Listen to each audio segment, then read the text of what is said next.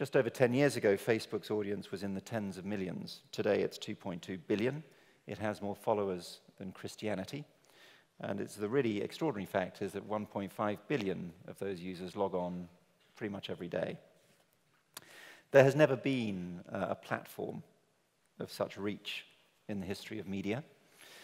And it isn't alone. Google, Snapchat, Instagram, YouTube have all seen explosive growth, all driven by network effects. And the impact has been enormous. And it's happened so fast that the implications and the problems have outstripped awareness of those risks and dangers. For the news media, the implications and the impact have been profound. The digital revolution and the rise of the big tech players has really undermined the business model and revenues of traditional media. Print advertising for newspapers, which has been the traditional main revenue stream, has suffered steady annual declines and a cumulative collapse. In the US, newspaper advertising revenue was 60 billion in 2000. By 2017, it had fallen by 2/3. But it wasn't just that advertising went from print to digital. It also went from print to digital to Google and to Facebook. Those two platforms now account for more than 80 cents of every new dollar in digital advertising. The rest of the media world is left fighting for the crumbs. Unsurprisingly, many publications and some great household names and great brands have disappeared or entered a death spiral of cost-cutting to survive, shrinking newsrooms and losing quality in an attempt to stay profitable, to stay in the black. Regional and local press have been hit even harder. When I was a foreign correspondent for the FT, US publications like the Boston Globe had strong international networks. No longer. The local press has also been decimated. More than 200 local papers have closed in the UK in the past 10 years. So just as tech giants have undermined traditional media, so they've stimulated and driven an explosion of low-quality information. The algorithms that drive content and news and information on tech platforms aren't bad in any moral sense. In fact, the problem is that they're very good in doing what they do, which is to optimize for time and attention. And that time and attention is what underpins the business models of the tech giants. So in that battle for attention, for time, it's really shock and awe and outrage and extremes that tend to prevail. As Tristan Harris, who's at the Center for Humane Technology and a former Google design ethicist, argues, these algorithms are very smart at appealing to our lizard brains. And they're the part of our brain that drive emotional response. And with bots and troll farms, they've been spreading low-grade information and misinformation at industrial scale. As Mark Zuckerberg himself said, we are in an arms race, and the weapons become more sophisticated all the time. As a research team at Washington University, they created a very realistic, doctored video of President Obama speaking. You should check it out on YouTube. I defy you to spot the difference. So seeing and hearing is no longer believing.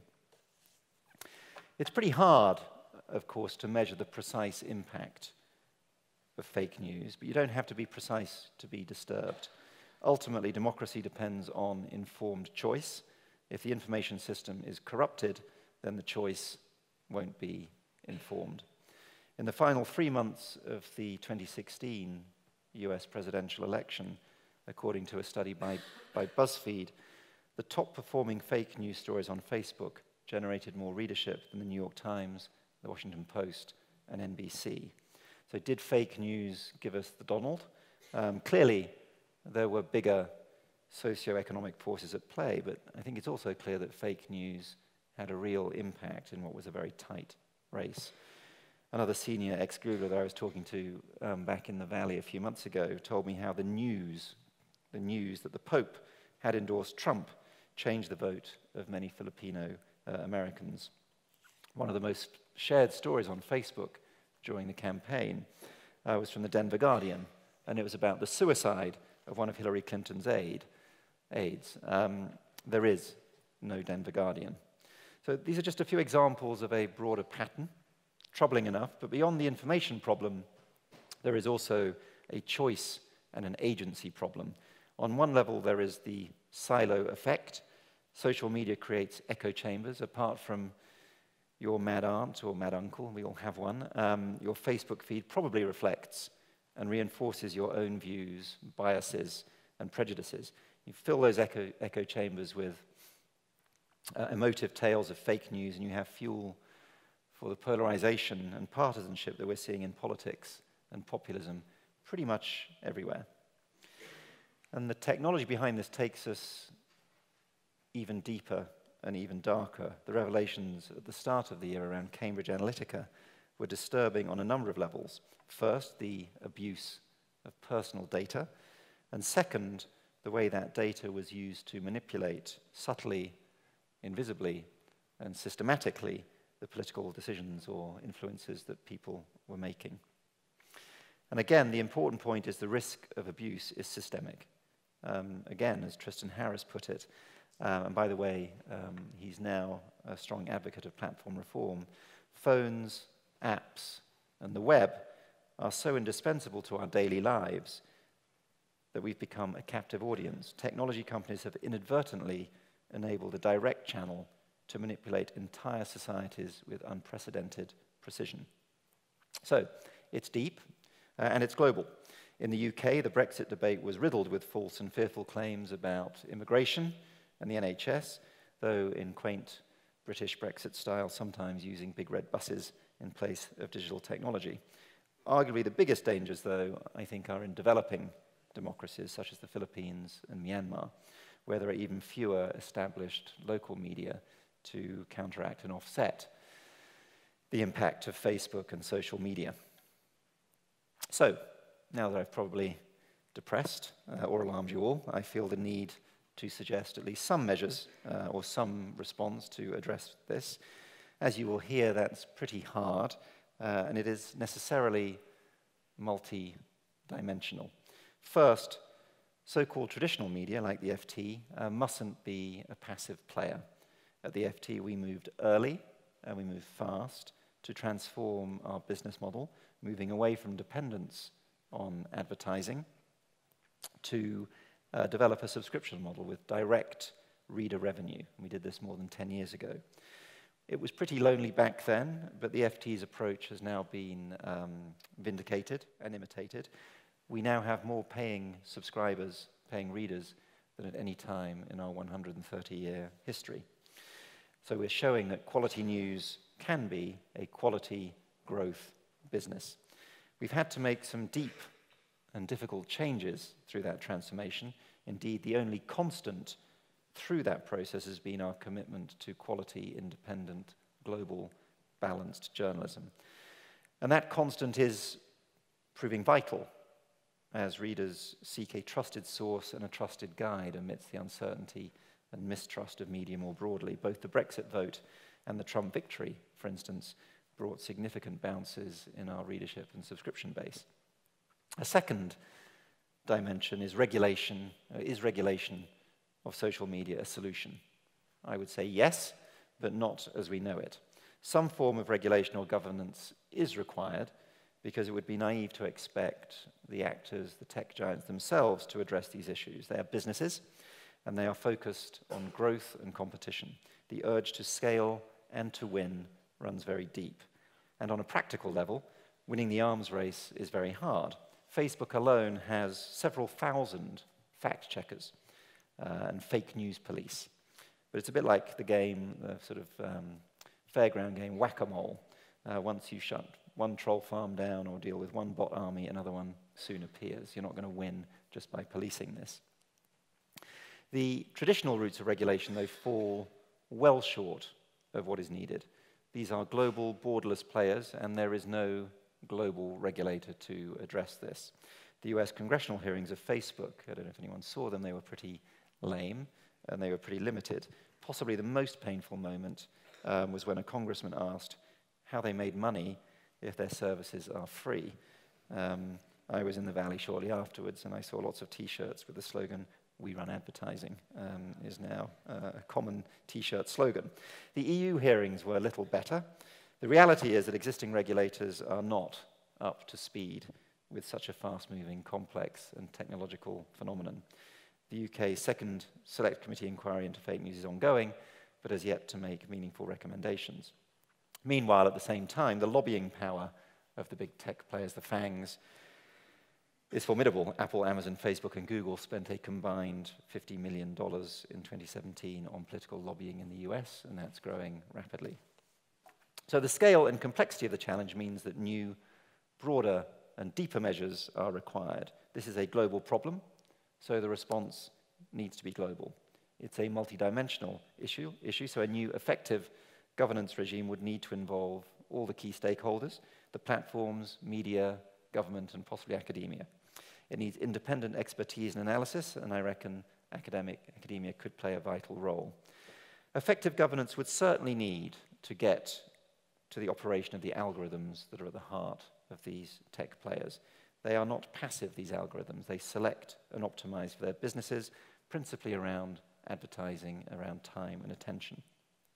The tech platforms argue that they must be private and proprietary, they're valuable intellectual property, but there could at least be a set of legal and socially acceptable principles that could be verified and audited.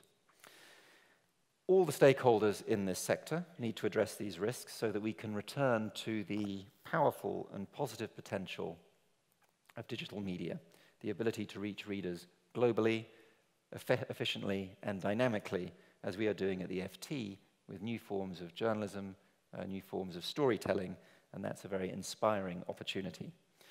My entire career has been in the news industry. Indeed, my entire career has pretty much been at the FT, both as a journalist and CEO, both sides of church and state, though I'm still not sure which is church and which is state.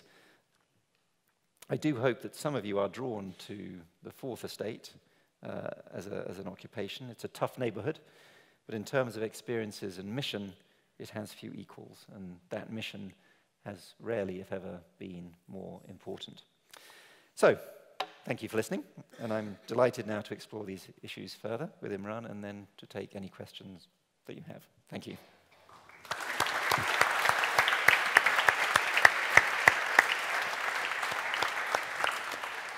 I should watch out, there's a glass in there. There we go. Thank you. Cheers. Thank you for your remarks, John. It was great having you speak to our members here today. So you spoke a little bit about the role of the subscriber model when you talked about fake news. What, in your view, is the role of free-to-access news as opposed to the subscriber model, given the spread and prevalence of fake news? And what are sort of the responsibilities of big tech companies in relation to this? So I think, firstly, there is a big opportunity in these unprecedentedly large tech platforms. I mean, never before has a publisher been able to reach so many people on planet Earth so easily than through Facebook or Google. So, there is a positive dimension. But it needs to be handled with terrific care, because I think if you are a publisher and become too dependent on those platforms, you're in big trouble, because they have taken effectively all the advertising and disintermediated you from the reader. So I think the mistake a lot of publishers made was to get very excited by this huge scale and bet the farm on advertising and audience, and they're now in peril. So that's part one of the question. Part two is the responsibility of the platforms. We hear a lot of apologies. We hear a lot of, we could do better, should have done better. That's wearing a bit thin. I think, that the actions have not lived up to the requirements in terms of really thinking through and understanding the implications of these huge sources of audience and traffic. I do think, Facebook have taken some measures. They have employed lots of people to check facts, but as I was saying in my remarks, that it's a lot deeper and more complex than that. So I think we really do need to get to the heart of this and the design, particularly around the algorithms and this battle for time and attention, and to establish some principles that can be applied to the governance of these tech players. And just building off from that, how do you think quality journalism can be used to counter the spread of fake news? Well, I think that's what we're doing, and I think we're not alone. There are quality publishers who have held fast to the principles of quality journalism, well-researched, authoritative, fair, balanced coverage of important stories. The interesting question beyond that is whether that's actually what people want. And we sort of assume that people do want fair, balanced, authoritative, independent coverage. But I think it's sort of slightly cause and effect and chicken and egg that actually maybe the public, to a certain extent, do want that sort of rather dramatic, combative, polarized news as entertainment. And certainly whenever I go to the US, which I do quite often because we have a big operation there, you do look, particularly on the TV channels, and it has become sort of like sport. And there's just, people are shouting at each other. And you kind of wonder, well, maybe viewers like that. I mean, we see a big opportunity to be balanced and fair and to give both sides of the debate, but maybe actually people don't want that. So, you know, there is a bit of a worry there. I mean, we're confident actually that people do want fair, balanced journalism, but it's not a given. So in your speech as well, you spoke about the regulation of big tech companies and social media, and you said, you know, there's no real impetus for these companies to start self-regulating. Who do you think needs to come to the table first? What do you think the process should be like? How do you think we're going to get? Well, one would hope for a bit of an enlightened response. I do feel they do recognize the risk of regulation, and nobody wants regulation because it tends to be clumsy and slow and behind the game. But I think if you think about the way public opinion has been changing towards the big tech and social media players, it's got pretty negative pretty quickly, for good reason. I think people have seen the abuse, the electoral interference. They've seen you know, some pretty awful events that have happened through or developed or promoted or stimulated through social media. So I think there's definitely a change in the perception. So I think it probably is in their own interest to try and get ahead of this. And what that looks like, I think, does involve being a lot tougher, faster and tighter on dealing with fake news, and also really sort of understanding, being a little bit more transparent actually about the way the algorithms operate and what their implications and effects are. You know, building off on all of these themes, what do you think the most significant change to journalism has been following the advent of the internet? Sorry, the advent. Well, it's changed everything. I think that you know, I've been in the game for 30 years, and it used to be pretty straightforward. You know, you would write stories for the newspaper, they would be published, and there'd be an advertising model around that. Every single part of that has changed. So a journalist at the FT now has to be very multimedia. They have to do print, digital, video, audio. They probably have to compile their own charts and graphics. So it's a whole range of skills in the production of journalism. And then the business model has completely changed because advertising alone, for sure, will not support a quality newsroom. So you have to be a lot more thoughtful about what's driving the business and what can create the business support for sustainable journalism. So I know you started at the FT as a journalist. What made you choose to move to the business side? So that was one of the hardest decisions I've ever taken, because being a journalist at the FT was about as good as it got, and I was running Asia, which was a really hot story and very exciting. Everything was good. And running a business is a lot harder than writing about it. So, and it wasn't doing very well at the time. There were lots of reasons not to change. But I think everyone at the FT feels a big responsibility for the sustained success of the FT. I personally felt, actually, that I was probably better suited to the management side than to the reporting side. I think to be a really good journalist, to be a great journalist, you have to be... so I put it this way, I never felt comfortable about ruining someone's day, and journalists don't go out to ruin somebody's day, but that is a necessary implication of writing hard news.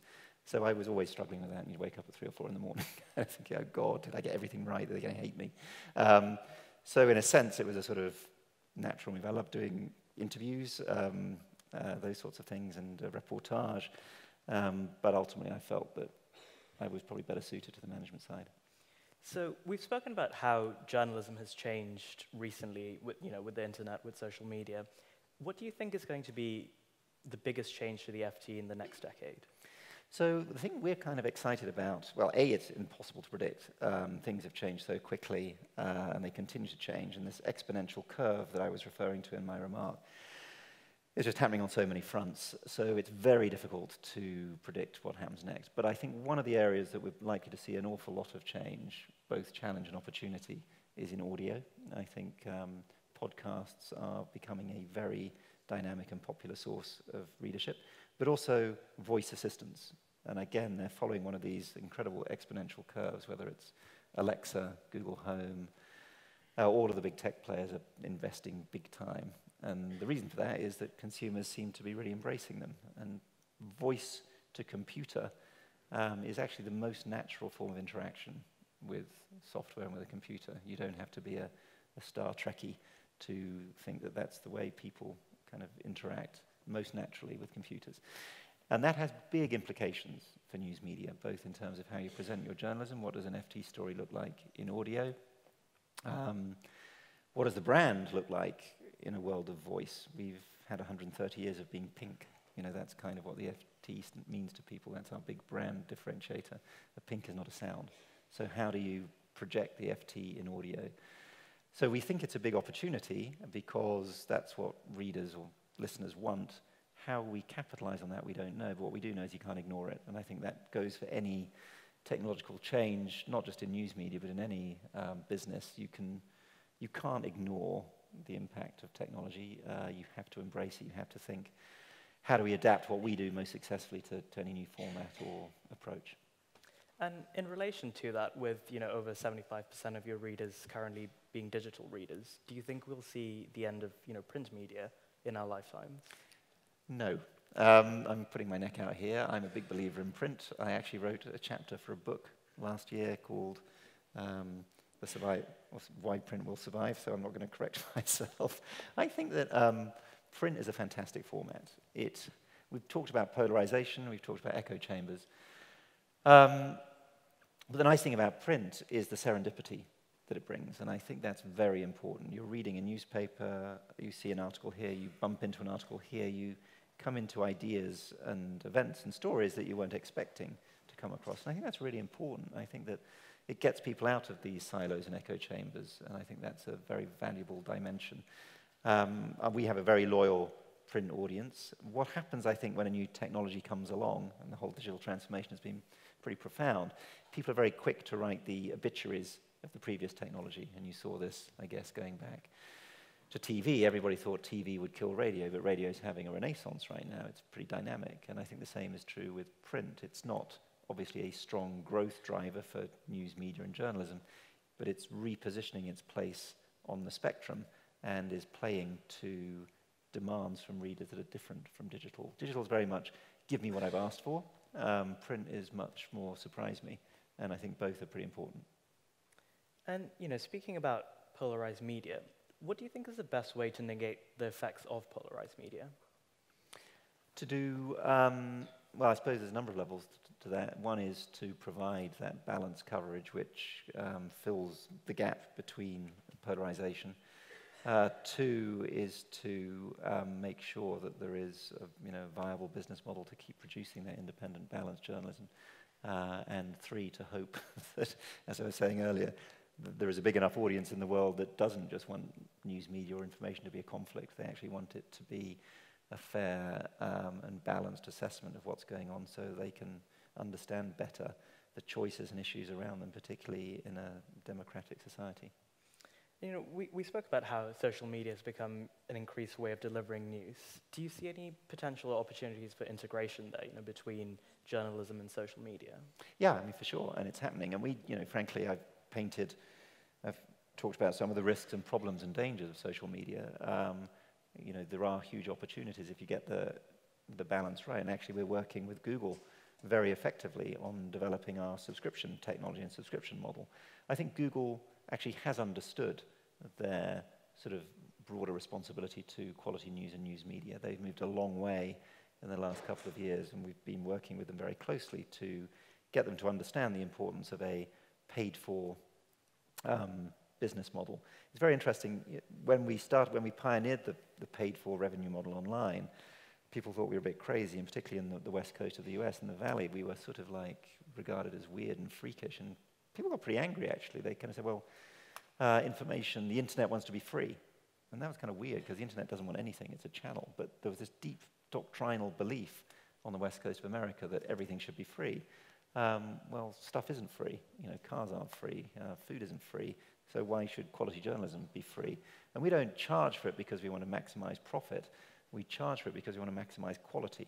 And you have to invest in journalism if you want a great newsroom. Having 50-something bureaus around the world doesn't come cheap. Training really good journalists isn't free. So we charge because we want to sustain that commitment to quality journalism, not because we want to create a big dividend for shareholders, because actually our shareholder is Nikkei, and they don't want us to maximize profit, they want us to maximize great journalism. So it's taken some time, quite a long time, to explain to the big tech players that paid-for journalism is important socially and to support the journalism that we do. I do think that we've made progress, and in particular the work we're doing with Google is encouraging. And a final question for me before we take questions from the floor. If there was one piece of advice for you to choose to give to our students here today, what would it be? Enter journalism. I think that I actually think that the pace of change in all sectors is unprecedented. And people talk about that in the abstract, and it's kind of a given. And because it's a given, people don't really think about what it means. But I think what it means is to anyone who bases a career because they think it's going to be secure is making a mistake. And certainly when I was at university, there were 4 or 5 fairly established kind of professions that a lot of people thought seriously about. They're all being fantastically disrupted. Sorry to say this because I know you're doing law, but law is fantastically disrupted, and it's going to get more and more disrupted. So some of the sort of professions that people have taken for granted for secure, sort of well-paying careers are going. Finance is going to be massively disrupted. So I think it sort of doubles down this thing to do what you really care about and to take the time to figure out what you really care about, because ultimately if you're going to make a decision based on what you think is the safe bet or the right thing to do from that perspective, you're probably going to be wrong. So you might as well do something you're totally passionate about, and then at least you'll enjoy yourself. Thank you. I'm going to open to questions from the floor. Could you please raise your hand if you'd like to ask a question? Yep, just in the front here.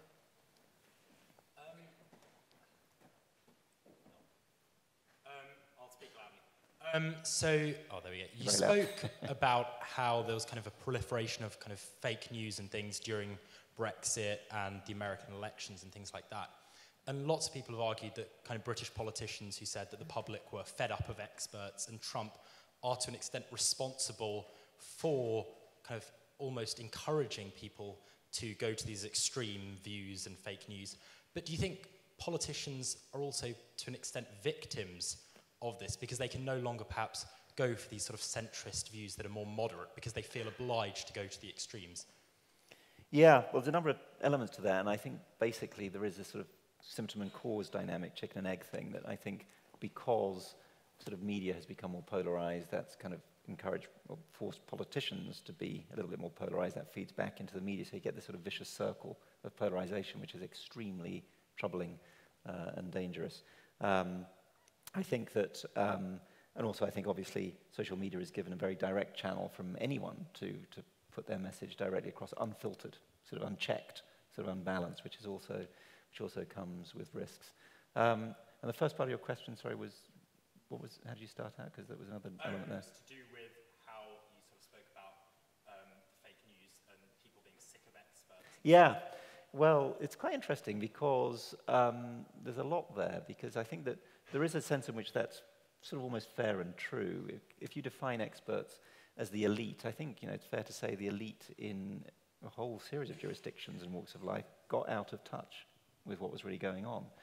And I think that was a real problem. And it's not just a British and UK issue. I think that's been true in a number of societies. There was this sense that the elite, for which many people read experts, just didn't really get the problems that ordinary people were dealing with: inequality, opportunity, disruption.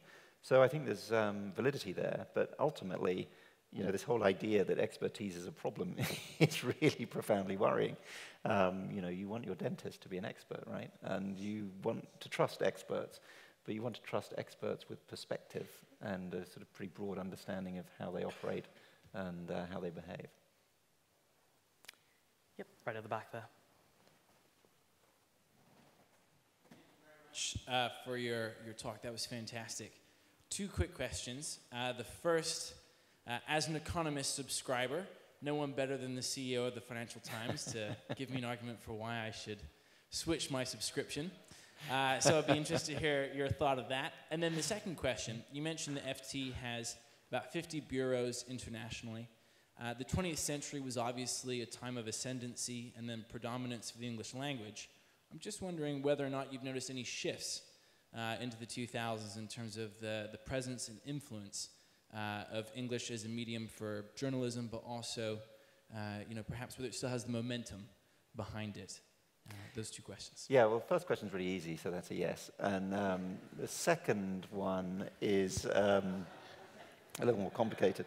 So we obviously, I think it's clear that the English language is the sort of lingua franca of business, but the opportunity in other languages is huge. And we have a Chinese language publication, which comes with challenges for sure, but it has a very big and loyal readership of over 2 million, and we've started a subscription model in China too, and I think that's a really important, clearly, if you think about the leading economies of the next 10, 20 years, China at some point is going to be the world's biggest economy. So that's a key language to operate in, and obviously Spanish is obviously a big opportunity. But one of the areas, going back to Imran's question about technologies that might be really exciting, is auto-translation and the ability to broadcast FT journalism in print, video, audio without creating really complex foreign language operations. I've been completely struck by how fast this is moving. And when you look at Google Translate and how effective that's becoming, and using AI to we're experimenting with AI to take our text to voice. So you can imagine using AI to go from text to voice, and then Google or whatever going from English voice to Chinese, Spanish. So the opportunity, frankly, to radically increase our audience through technology in different languages is extremely exciting. And given that our DNA, the FT's DNA, is to be completely global, we're everywhere, that is actually something that we're pretty bullish about. It's not there yet, so it's still a bit clunky, some of the auto-translate, but the speed of improvement. And because it's AI, it's teaching itself 24/7 to get better, and the bigger the data set, the better it gets. So I don't think it's going to be very long before this is a very good service. That's from this side, just in the front here. Thank you. So just maybe kind of tying into that question, but maybe just your thoughts on how a lot of what you spoke about, fake news, etc., plays out in some of these emerging economies. So I better make a confession. I'm a South African, which you probably can tell, but I'm also a journalist in SA. And in South Africa, the biggest medium by far is radio, by far, in terms of the numbers of people that it reaches, and within that, African language radio. And also in the last 18 months, we've seen traditional, so I work for Business Day in South Africa, which is the Business Daily.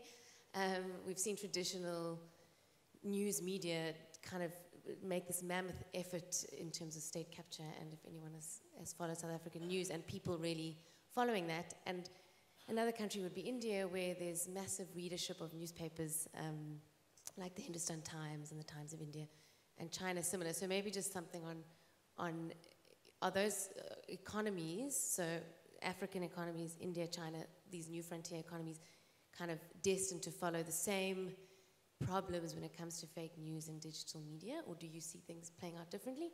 And then just a question out of interest, what do you make of all of these newspapers, or not all, but a number of newspapers being bought by kind of wealthy individuals? This has particularly happened in the States with the Washington Post and now Time. Yep. I think is up for sale. Yep. What do you make of that? Do you think that's a good thing that these kind of philanthropists are buying newspapers with no pressure for them to be profitable?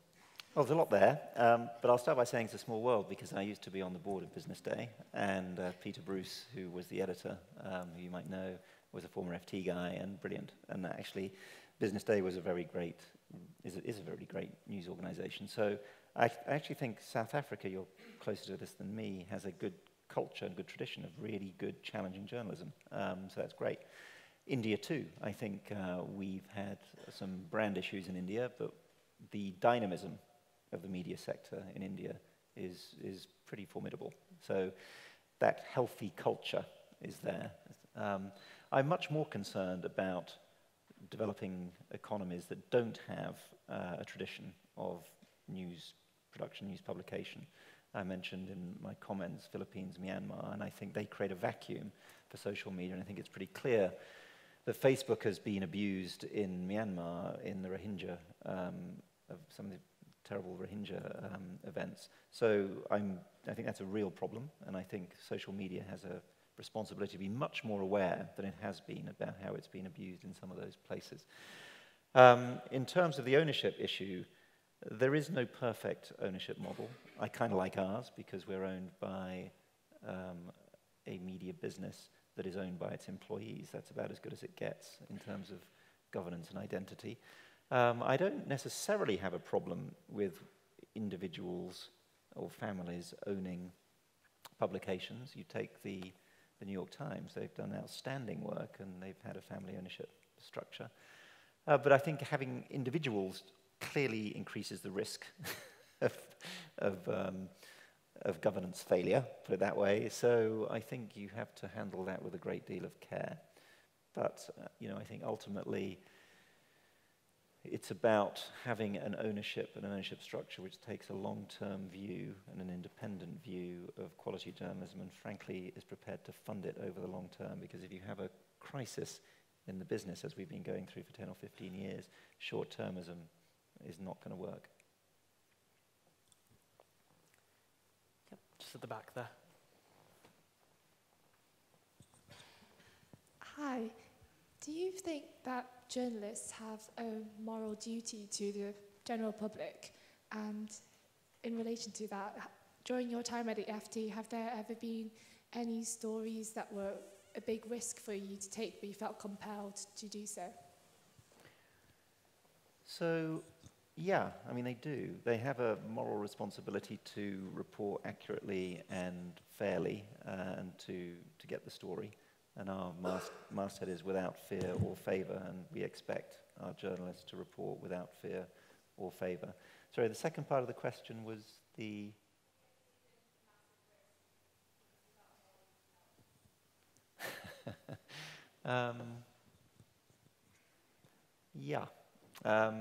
Not me so much. I'm not necessarily the bravest person, but I was reporting in Jakarta during the revolution there, and my colleagues were taking quite substantial risks to get the story. Yeah. Just in the gallery up there.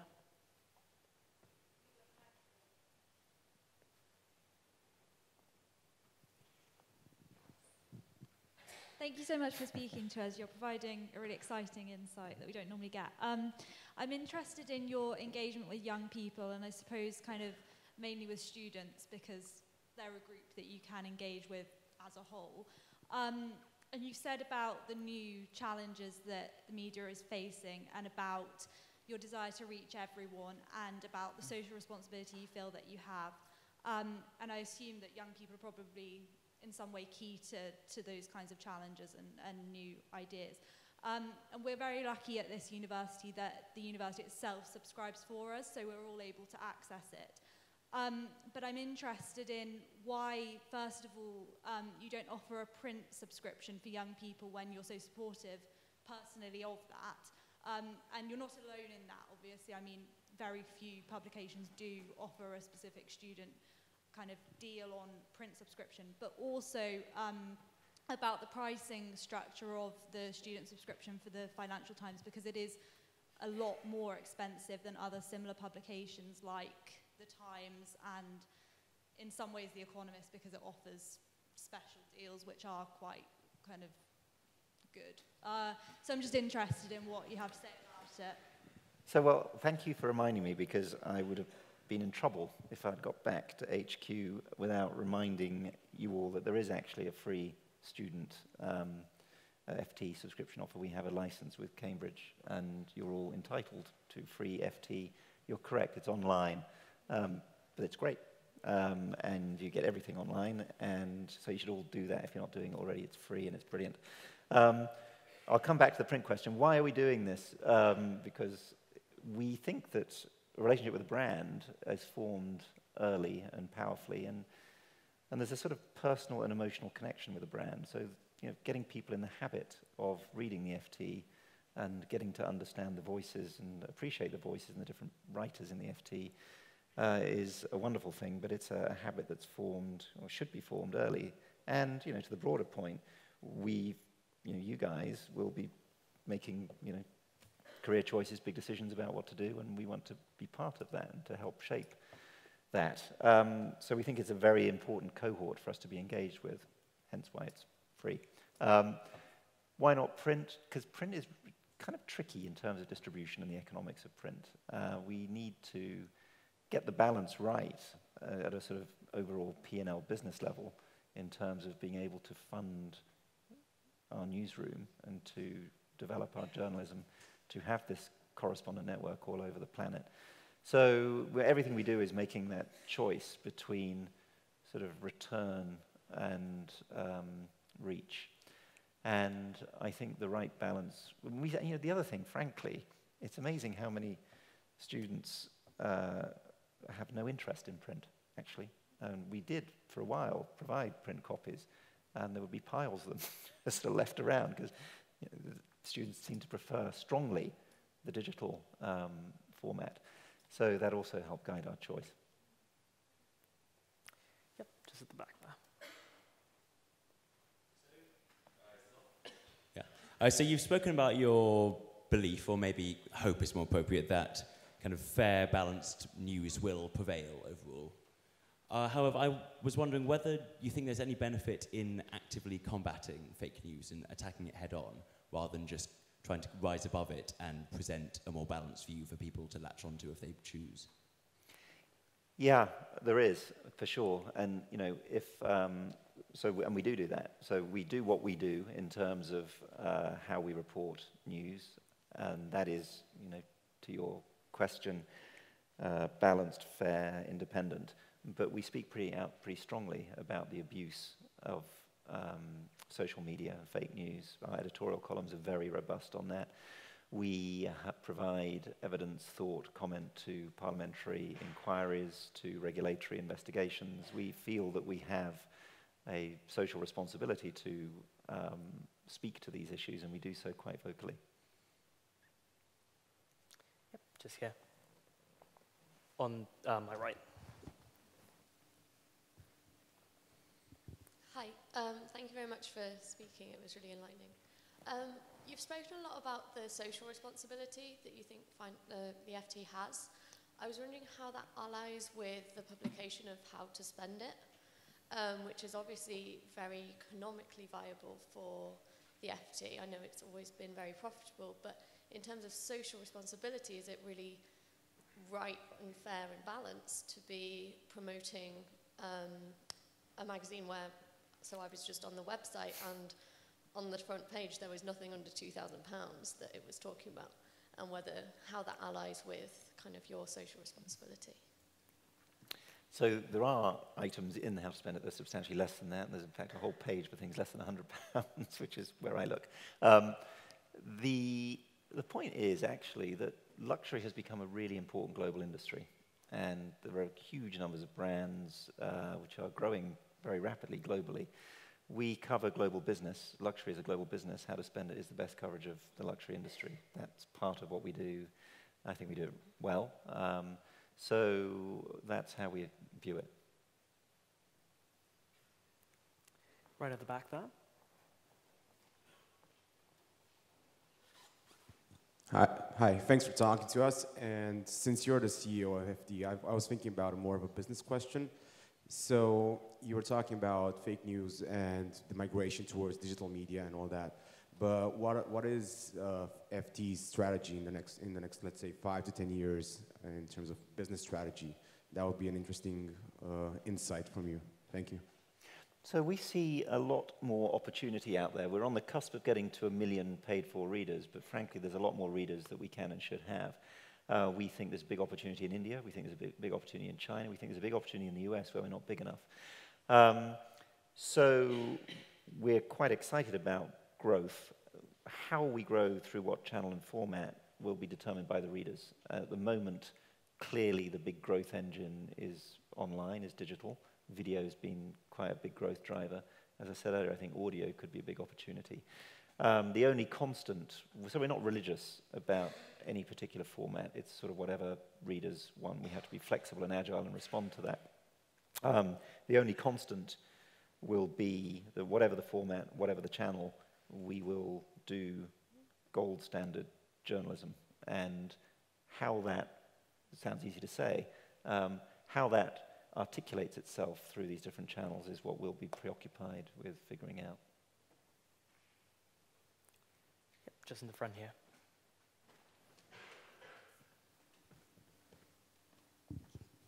So I have two questions. The first one is that when you mentioned about the broadcasting and the audio interactions in the future, how do you sense, like emerging trends and to put in like your business? And the second is that in terms of like maybe like in 2006, that when you just become a CEO at that moment.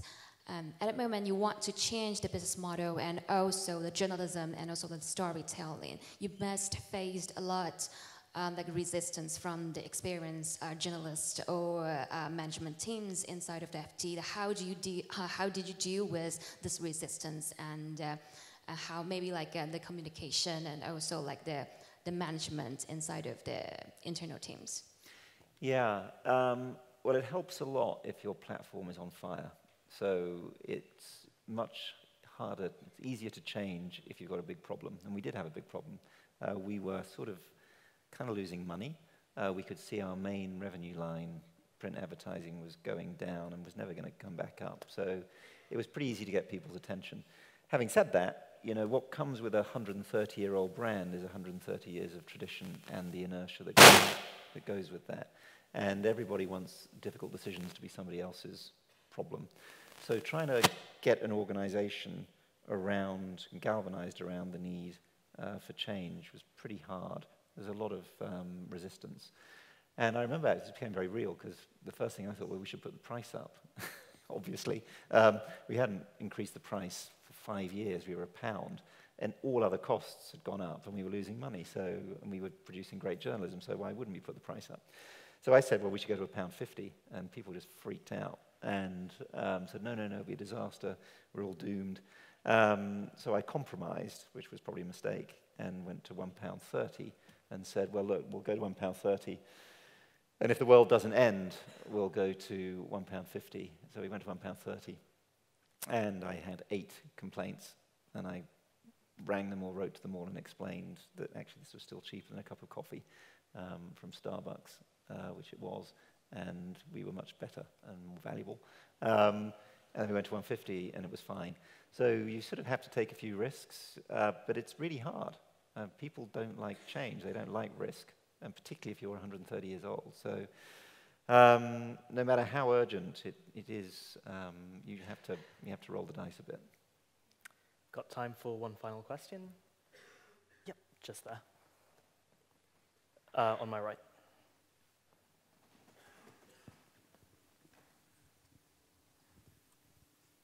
So thank you for your talk. I just want to ask on the subject of fake news and the quality of news in general. Do you see that there will be kind of a stratification of news with the people that have an actual stake in the economic future of our societies consuming quality news and being more interested in the veracity of the content, and then everyone else who pretty much does not have that much of a stake consuming the other type of news, with the middle rank publications disappearing? Well, I sincerely hope not. And I was asked a question earlier before coming in here about whether specialist or quality news was a luxury. And I think actually it's a social good. I think we at the FT feel that we want as many people as possible to have FT journalism. As I said earlier, we're not about maximizing the profit here, about maximizing our reach, generating sufficient profit to be sustainable forever so that we can reach more and more people. And I think actually what we find is, in events like this, and when I, go to our various operations around the world, there's no hierarchy, or there's no, and there shouldn't be, and there's no kind of elitist appreciation of interesting, reliable, well-reported journalism. I think great journalism done well is appreciated by very broad swathes of the population, and so it should be. John, thank you very much for joining us here today. Members, there'll be lots of events later this week. There'll be the comedy debate on Thursday. We've got Georgina Bayer and many more. Do keep an eye on our Facebook. This talk, along with lots of our other talks, will be on YouTube later this week. John, thank you once again. Thank you. Thank you very much.